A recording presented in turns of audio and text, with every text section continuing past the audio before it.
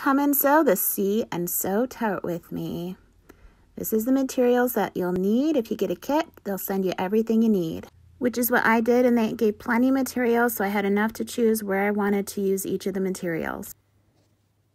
So this is the See&Sew tote that I have finished. I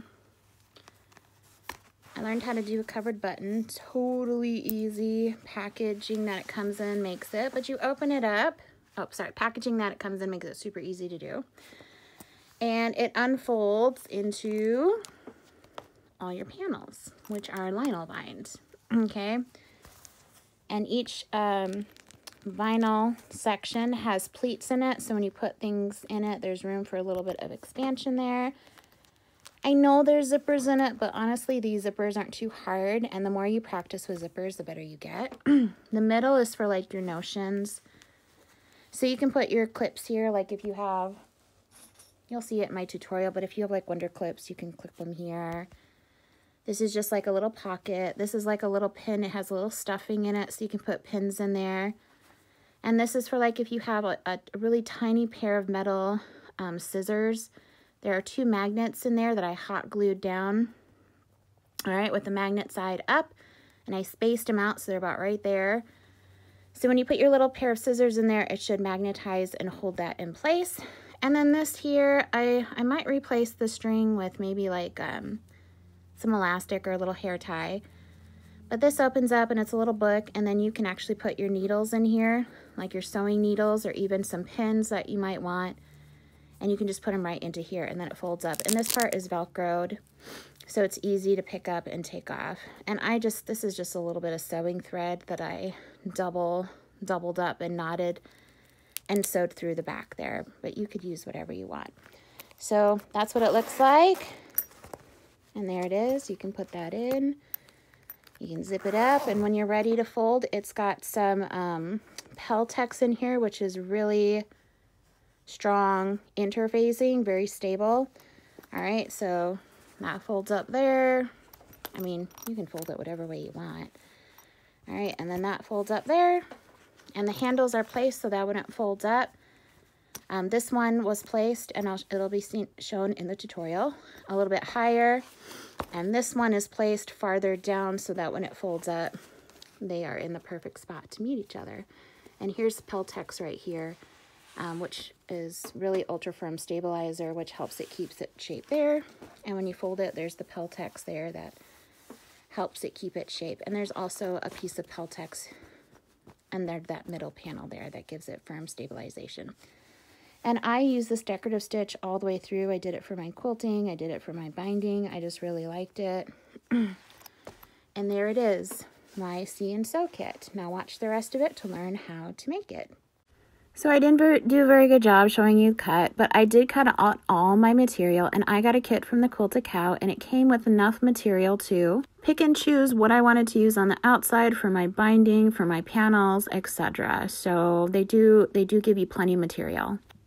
So I'm making my panels here that are going to be the ones with vinyl on them, and I just took my fusible fleece, which you have to get, it's not included in the kit, and I fused it to one of my material pieces, and then I sandwiched them together, wrong side to wrong side, and I'm quilting my panels here. You can quilt them however you want, diagonal lines, straight lines. I chose a decorative stitch and spaced it out how I wanted it, and just did as many rows as I wanted it to. So I had all my smaller square panels done, and then I also did it to my longer middle panel here. So again, I fused my fusible fleece to one on the back of one of my materials, sandwiched them together, wrong side to wrong side. You can pin. I chose not to pin. I live on the dangerous side, and quilted it. Here's what it looks like from the other side. So this will be the outer material of my See&Sew kit. So I think you get 4 shorter panels, and then you make one really long panel like this for your kit, from your kit. There's my stitching a little up close. Next is to prepare the vinyl pieces. My vinyl pieces were already cut to size, and what you do is you fold it in half, kind of like hot dog style, and you find the middle point of each panel. Then what you do is going to create your pleat by kind of folding it back according to the directions. The directions tell you how much to fold it back. So you're going to measure out from that middle point there so much, and then fold your panel back so it creates a pleat just like this. And you do this to all of your vinyl pieces. Now this took a little bit of time, but well worth it. And if you have like one of those seam roller things, that will really help roll those pleats nice and flat. I didn't have one, so I just finger pressed it the best I could and put clips on either side to hold that pleat in place. And as I sewed, I was just really careful to make sure the pleat was pressed down before I sewed over it. Next is to prepare the zippers. So I was sent a long length of zipper tape and all the zipper pulls, and I had to cut each of my zippers down to size according to the directions and put on the zipper pulls. I don't have a fancy thing to put on zipper pulls. I just use a fork and it works really great. I looked up a tutorial on YouTube to figure that out, and it works pretty well. And then I sewed each of the ends of my zippers at both ends of the zipper side so that my pull wouldn't slide off at any given point. I was working with it. So now we're going to attach the zippers to your vinyl pieces. So take 2 vinyl pieces, and I don't know if that shows it very well, but my pleats or the fold, I can stick my finger under the fold of the pleat, is facing out away from the zipper. So now I take a zipper, lay it face down, and align the zipper edge with my vinyl edge. And I clipped it, and I used a walking foot for this, but you can totally use a zipper foot as well. And I took it to the sewing machine and I sewed my first side down. I think I also did a video of it, but once that's done, you turn it over and then you fold the vinyl away from the zipper over the stitching you just did, and then top stitch so it stays down. And then you attach the other side in the exact same way. So here I am. I did use a zipper foot in this one, okay? And I am just sewing on the first side of the zipper, pinned it in place, put it down, and then sewed all the way down to the end. And here I am sewing. And then I flipped it over. Oh, here I am showing you the pleats. Sorry, I should probably rearrange these, but there's another good visual of the pleat. So there I am. Once I'm done folding one side, I flipped it over, and now I'm folding the vinyl away from the zipper, and then I'm going to top stitch that down, okay? I was trying to do this one hand. I went to my mom's for Christmas and I was trying to sew, and it's really hard to record and sew with one hand. All my devices for holding my phone were here at my house, so I was really trying to do this one hand. So hopefully that gives you an idea of what you're supposed to do when you flip it over and put your vinyl away. And there's the top stitching that I did. And now I just repeat the process to the other. There I am folding it over to the other vinyl panel and aligning it, pinning it, and then sewing it down, and then I'll flip it over, fold the vinyl away from it, and so on. So here I am showing you how to work with the zipper. With the zipper pull, it gets a little bit chunky there. So the needle stays down, I lift my zipper foot up, I move that zipper away, and then I put my zipper foot back down, and then I can continue sewing. So that zipper pull is out of the way, and I don't have to worry about how am I gonna sew it all the way to the end with that zipper pull in the way. So that's how you deal with zipper pulls and having to move them when you're sewing so you can sew all the way to the end. So you're going to do that and make 4 panels basically, because you're going to have 8 vinyl sections and then they're going to make 4 panels. So go ahead and do all of those. Now we're going to take a look at preparing the handles for the bag. So here are my handle fabric pieces, and you do need like shape flex or lightweight woven interfacing, and you're going to fuse it to the wrong side on 1/2 of the fabric like I just showed you right here. Okay, it doesn't go in the middle, it goes just on 1/2, and you want to leave about 1/4 of an inch to 1/2 an inch on each side, because then you take those edges and you fold them in and give them a good press, so that way your raw edges are going to be hidden inside the handle. So you're going to do that to both ends, and the pattern tells you how much to fold it in on each side.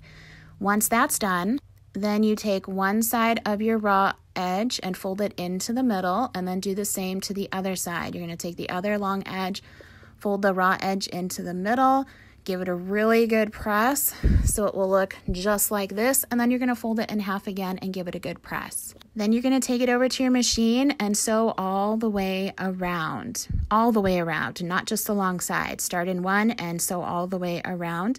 to secure everything down. All right. So here I am just kind of showing you the folding process and how it all looks. So there's my long edges. You can see the ends. My short ends are folded under, so I will have no raw edges exposed. Folded it up, and then this is when I do the sewing. So now we're going to attach our handles to our main long piece. So on one end, you're going to attach one of the handles a little bit closer to the edge, okay? And this is the one that you're going to see on the outside. The directions tell you where to place it, how much to measure in, etc., etc. So please look at the pattern and follow those steps. It would be in step 4 that it tells you, and the pattern has really good diagrams as well. Just make sure you read, maybe reread, and follow it exactly. Then you're going to turn it around and place the other handle, making sure the curved end of the handle faces the short edge.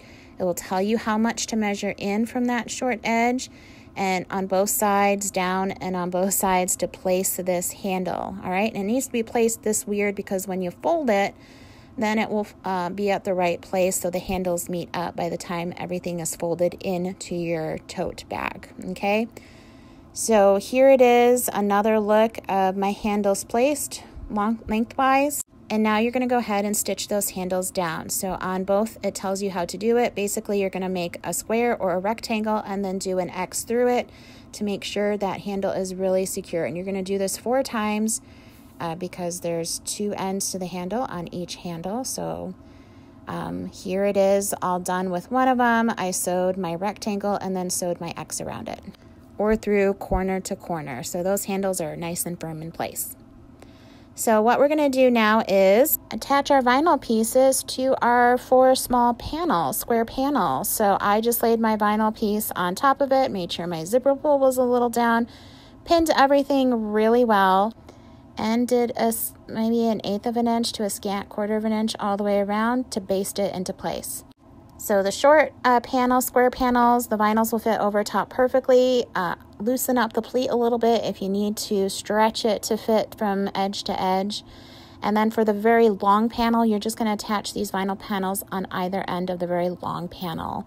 All right, so it's going to look something like this. Now, you're seeing another step, and we're going to go over that, but I just wanted you to see what the really long panel looks like with the vinyl pieces attached. So now what we're going to do is step number 5 in the pattern. All right, we are going to add the accent strip to the bottom of the vinyl panels on the really long panel piece, okay? And this will cover up the raw edges of your vinyl. So what I've done is taken my accent piece, it is laid over my vinyl panel. It is face down because the raw edge of my accent piece is meeting the bottom of my vinyl panel that is facing kind of the middle of my really long panel. All right, and I sew that down. And then you're going to take your piece of Peltex, all right, which is your ultra firm stabilizer, and the directions tell you how big it needs to be to cut. You're going to slide that in there, and then you're going to take that accent piece and fold it back or over it. So now you'll see the pretty side of the fabric. So this is going to be the Peltex that gives your tote the shape it needs when you're folding it up, okay? So here it is, it's folded up. Let me rephrase that. It's not folded up, it's folded down, okay? So I folded it down. So now the raw edge of my accent fabric, once it's folded down over that Peltex, is facing the middle of my panel there. And it's okay to have the raw edge exposed because you're going to be sewing over it in a little bit, all right? So you won't see that raw edge. It'll be sewn over in another step. So you just top stitch the sides down. So you can see that just the short sides of my accent fabric are top stitched down. I did not top stitch down that long raw edge on the bottom there. Now I did top stitch the top part where my accent piece meets the vinyl. I did top stitch that down very carefully. Now this part is step number 6. Now I did get this hair tie in the kit, but it ended up being a really bad hair tie. So just, if you do have a hair tie, just check it, stretch it out really good, make sure it's good, or just use a good length of elastic, all right? The more stuff you put in your See&Sew kit, And when you fold it, it's going to be more bulky. So if you do end up doing a piece of elastic, make sure it's good. But anyway, you're going to attach it to the middle between your two straps here, the strap that is closest to the short edge, and just baste it down. Now it's time to make your notions for your notion panel. So your kit does come for the template for the heart and the circle. But in step 8, it has all of the steps and measurements to cut out the rest of the notions that are needed for your notion panel. My recommendation, just do it step by step, make one each at a time, and follow the directions very carefully. It also tells you where to place them within the panel that you are using, which doesn't have any vinyl on it, for your middle notions panel. So here I am doing my little pin cushion. And for this one, you start sewing it down, but you stop before you fully close it, and then take some like polyfill and stuff it in there, and then you'll finish sewing that circle pin cushion closed. All right. I used a decorative stitch on my pocket. You can just sew straight lines. So there it is, getting closer. There's my heart in the corner placed where it needs to be, and I've already glued my 2 magnets. The kit came with 2 rectangular magnets, and I made sure the magnets were the right side facing up, hot glued them onto the panel, and then put my heart over it, and then sewed around the edge of my heart. Here is my little booklet I'm creating for my pins and needles. I actually had to remake this. I went to the store and got felt. The felt does not come in your kit, so make sure you have a piece of felt, and the middle piece just slides in. All right, and then here you're creating with a little square, and the directions tell you how much to cut, and you're folding it in half to make a triangle, and you're placing it on the edge here to cover up the end of the heart. So when the scissors slide in, there's something that's covering the pointy end of your scissors and help hold it in place. So there it is, top stitch down. And here I am sewing on the Velcro onto the back of my little needle and the Velcro onto my panel so that it can be Velcroed into the correct place. All right, and there it is, all done. So again, the pattern really does come with good pictures and directions. Just follow it step by step. Follow your diagrams and the measurements when placing things inside. I think I was a little off on a few, so I would watch that if I redid another one, okay? So now you're going to attach this notion panel to 2 of your short square vinyl panels. And you just put right side to right side. Follow the directions on how much your seam allowance is supposed to be, and stitch 1 to either side of your notions panel. So you could create kind of like your second long panel. And now it's time for binding. I know some people really don't like binding. I don't find binding to be bad. I cut my strips according to the pattern, and I just ironed them in half. I did have to attach all my strips to make the correct length of binding. This is also something that I don't do my binding without. I got it in a quilt shop when I started getting into quilting, and I use it every time I bind.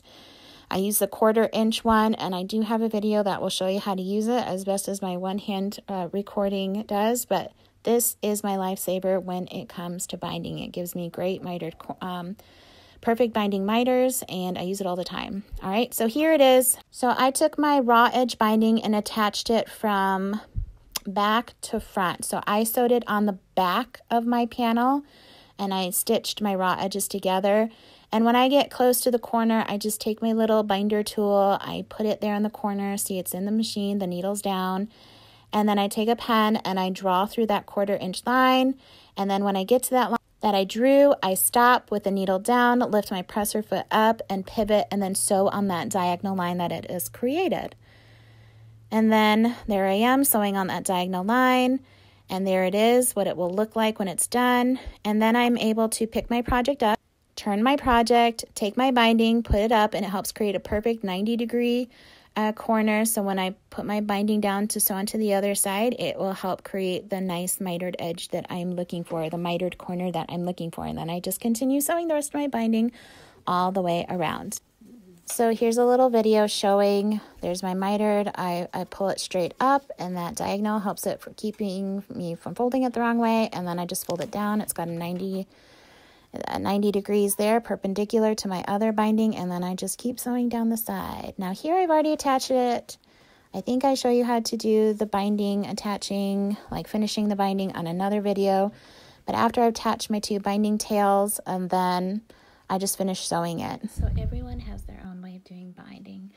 I leave quite a wide gap and enough room on both ends to make it easier. But what I do is kind of pick a place right in the middle. And let's just say I go with here, the 4. So what I'm going to do is I'm going to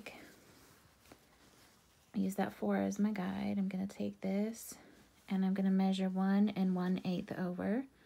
So from the 4, because that's my middle point. Some people like to put a pin in, but I'm just going to leave that there, and I'm going to go 1 1/8, and that's where I'm going to cut this binding. All right, so that's cut. Now I'm going to move this one out of the way, and using that same and not moving it, that's why some people like to put a pin in, I'm going to bring my other binding and stretch it out, and I'm from the 4, I'm going to measure the other way 1 1/8.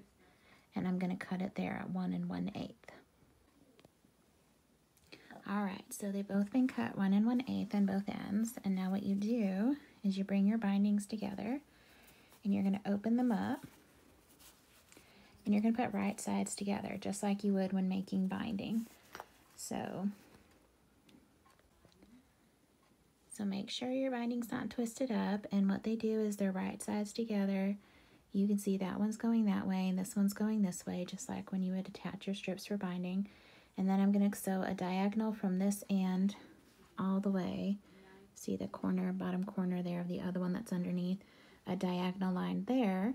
And then I'm going to check it just to make sure, you know, it's a good length before I trim the excess fabric to 1/4 inch seam allowance. So here it is sewn, and before I trim this extra off, I'm just going to stretch it out, just like that, and it lays perfectly. There's no gaps. It's a perfect amount, so since it's laying the right direction, sometimes I do this and I get this twisted up, so I always check to make sure it's not too tight, not too loose, and then I'm going to go in and I'm going to trim about 1/4 inch away from my sew line, trim this excess off. Then I'm going to stretch it back out and finish sewing from this line to this line, and then we'll turn it around. Now everyone has their own method. Some like to pin, some like to turn the binding and iron it and then pin it, but you can also glue it. Now this says glue based, but this is not glue based. This is just a bottle with a very nice wide tip here that's skinny that won't let a lot of glue through. And it's just Elmer's white glue that's in there. So what I do is I just take a little bit of glue and I put it on my fabric. All right. And this will not gum up your needle. And then you just turn your binding over and you just put it where you want it. And then once you have a little bit done, you just take this over to the iron and you put some heat there, and the heat will bond it. Okay? It'll bond it to your fabric, and then you don't have to have pins, and it will stay exactly where you put it, and then you can just go ahead and top stitch it down. And that's a pretty easy way I found to do a binding. It takes a little bit more time, but for the security of having your binding stay in place, and it won't slip if you take a pin off, and you don't even have to use pins or worry about taking them off when you're sewing, I like this method. So now I'm just going to go all the way around, and I'm going to glue a little bit, and then I'm going to take some heat, and then I'm going to set it. For the vinyl part, when I turn the binding, all I do is I'm really careful with the iron, and I just apply some heat to the binding part. And that, if I do it for 5 or so seconds, it's enough heat to bond the fabric with the glue there. So it doesn't take a lot of heat, but just enough. Okay. All right, so it's all set and bound, and I just went and see. It won't come up unless you really tear it. But now I don't need any needles. Now I can go ahead and just top stitch all the way around. So here's just showing you how to do the corners. You want to make sure that whatever side you're doing is just really stretched out straight. And then you're going to take the other side and just fold it over, and it will create that nice mitered corner. And here I am top stitching my binding down. I chose a nice fancy stitch.